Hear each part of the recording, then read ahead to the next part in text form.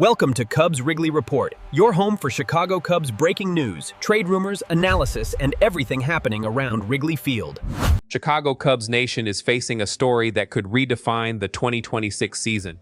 According to a report published this Thursday by journalist Will Salmon and the team at The Athletic, the name Tarik Skubal, the Detroit Tigers ace and back-to-back American League Cy Young Award winner, has once again been linked to the Cubs just days before the trade deadline on August 3rd. The report states that assigning a 0% chance to this possibility would be a mistake by Jed Hoyer's front office, considering how competitive the Cubs roster has been on both offense and defense. It's important to emphasize that nothing has been officially confirmed by the Tigers, and Detroit has not yet decided whether it will make its biggest asset available. But the mere fact that Skubal's name is being mentioned alongside Wrigley Field is already enough to put the rest of the National League on alert. The National League Central couldn't be more intense at this point in the season. The Cubs remain firmly in the postseason race, but they currently sit as the third betting favorite to win the division, trailing the favored Milwaukee Brewers. Chicago's starting rotation has become a constant concern. Cade Horton is out for the remainder of the season after undergoing Tommy John surgery, while Justin Steele, Matthew Boyd, Jameson Taillon, and Edward Cabrera have all spent time on the injured list during the campaign, in a league where contenders traditionally look to strengthen their rotations before the trade deadline.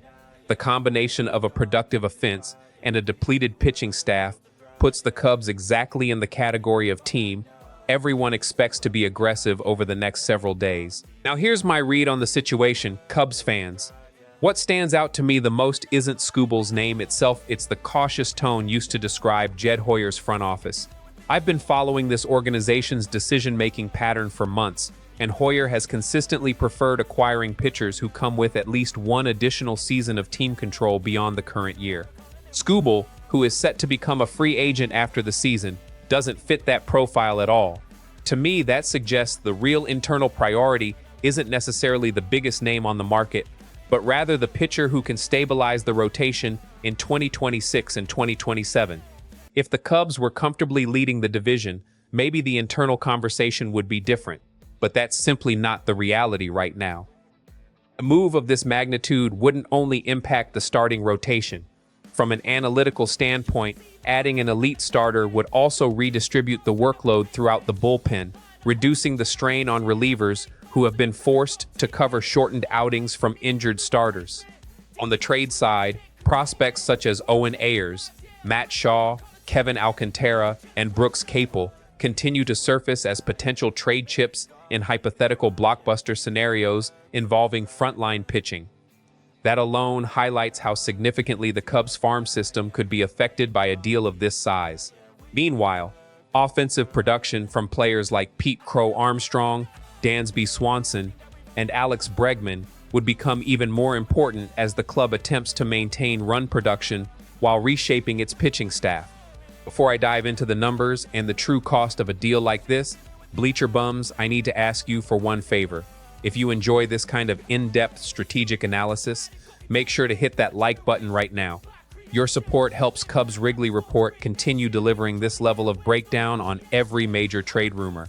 If you're enjoying the video so far, drop a like and stick with me, because we're about to get into the most important part of this analysis. The financial side of this potential trade is where things become truly complicated.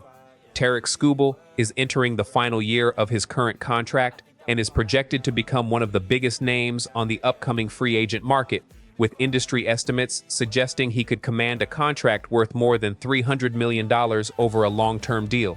That means the Cubs would essentially be paying for only 4 to 5 months of elite pitching without any guarantee of keeping him beyond 2026. Historically, the prospect cost for a player of this caliber has been enormous because selling teams always try to maximize their return when only a limited amount of contractual control remains. Add to that the fact that the Cubs are already operating near the competitive balance tax threshold, and any additional payroll associated with the trade would have to be carefully weighed against the luxury tax implications. From a purely financial standpoint, surrendering top prospects for such a short-term asset represents an extremely high-risk gamble, especially when the report itself suggests the Cubs may instead pursue pitchers with multiple years of team control. preserving long-term value while avoiding a major hit to their farm system. To appreciate the magnitude of this decision, it's worth looking back at recent blockbuster trades involving elite rental pitchers. In 2023, the Cubs sent a package of prospects to the Baltimore Orioles in a smaller-scale transaction, demonstrating Jed Hoyer's willingness to move young talent when the competitive window demands it. On a much larger scale, elite pitchers like Max Scherzer and Justin Verlander, when traded as rentals to contending teams, commanded premium prospect packages from their new organizations. Those historical examples reinforce a consistent trend. The bigger the star and the less contractual control remaining, the steeper the asking price becomes. If the Detroit Tigers ultimately decide to move Skubal, there's every reason to believe they'll follow that same blueprint. Meanwhile, Northsiders, it's also worth considering how the Cubs' rivals are viewing this opportunity. The Milwaukee Brewers, still the overwhelming favorites to win the National League Central, are undoubtedly monitoring every sign of weakness in Chicago's rotation because they know an upgraded Cubs pitching staff could dramatically alter the race for first place. Beyond the division, several other National League contenders dealing with their own rotation issues are expected to compete for the very same pitchers, potentially driving Detroit's asking price even higher if negotiations begin.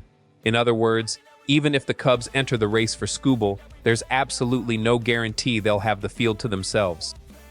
Now here's my verdict, Northside Nation. I completely understand the temptation to pursue the best pitcher available, especially given everything the Cubs rotation has endured this season. But from my perspective as an analyst, emptying the organization's prospect pipeline for a player with virtually no long-term team control only makes sense if the front office truly believes this is its one definitive championship window. With the Cubs currently sitting as the third betting favorite to win the division rather than leading it outright, I lean toward the more conservative strategy outlined in the report itself. Pursue pitchers with extended team control while also strengthening the bullpen, preserving valuable organizational depth for the future. Tarik Skubal is an outstanding pitcher, there's no debate about that. But the smartest baseball decision isn't always the one attached to the biggest headline. Now I want to hear from you, Cubs fans. Should Jed Hoyer empty the farm system for just a few months of Tarik Skubal, or should the front office stay focused on pitchers with multiple years of team control? Let me know your thoughts in the comments below. Turn on notifications so you don't miss our complete trade deadline coverage, and let's keep pushing toward 4,000 subscribers here on Cubs Wrigley Report. I'll see you in the next video.